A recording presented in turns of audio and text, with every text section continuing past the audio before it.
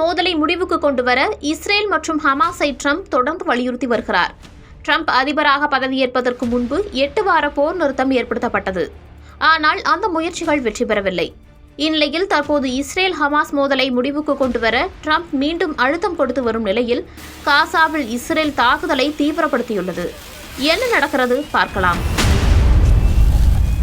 அமெரிக்க அதிபர் Donald Trump ஞாயிற்றுக்கிழமையன்று காசாவில் நடக்கும் போரில் போர் நிறுத்த பேச்சுவார்த்தைகளில் முன்னேற்றம் காணுமாறு தமது சமூக வலைதளத்தில் பதிவிட்டார்.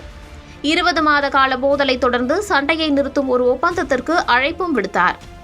ஏற்கனவே கடந்த வெள்ளிக்கிழமையன்று அடுத்த வாரத்திற்குள் போர் நிறுத்த ஒப்பந்தம் ஏற்படக்கூடும் என்று ட்ரம்ப் பேசியிருந்தார். காசாவில் போரை முடிவுக்கு கொண்டுவர மீண்டும் மீண்டும் அழைப்பு விடுத்துள்ளார் ட்ரம்ப். இந்த ஆண்டு தொடக்கத்தில் ட்ரம்ப் பதவியேற்றபோது 8 வார போர் நிறுத்தம் ஏற்பட்ட போதிலும் அதன் பின்னர் அதற்கான முயற்சிகள் தோல்வியடைந்தன. வரும் வாரங்களில் இஸ்ரேல் பிரதமர் பெஞ்சமின் நெதன்யாகு அமெரிக்காவுக்கு பயணம் செய்ய திட்டமிட்டு இருப்பதாக இஸ்ரேலிய அதிகாரி ஒருவர் தகவல் தெரிவித்திருந்தார். எனவே ஒரு புதிய ஒப்பந்தம் ஏற்படக்கூடும் என எதிர்பார்க்கப்பட்டது.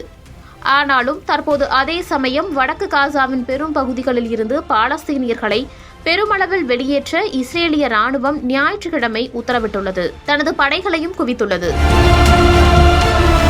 மேலும் கடந்த 24 மணி நேரத்தில் மட்டும் காசாவில் 86 பேர் உயிரிழந்ததாக ஹமாஸ் சுகாதாரத்துறை தெரிவித்துள்ளது. போர் நிறுத்த ஒப்பந்தம் மேற்கொண்டு பிணை கைதிகளை மீட்டு வாருங்கள் என்று ட்ரம்ப் கூறி வரும் நிலையில் போர் முடிவுக்கு வரும் எனவும் எதிர்பார்க்கப்பட்ட நிலையில் இந்த தாக்குதல் மேலும் உயிரிழப்புகளை ஏற்படுத்தும் என அச்சத்தை கிளப்பியிருக்கிறது.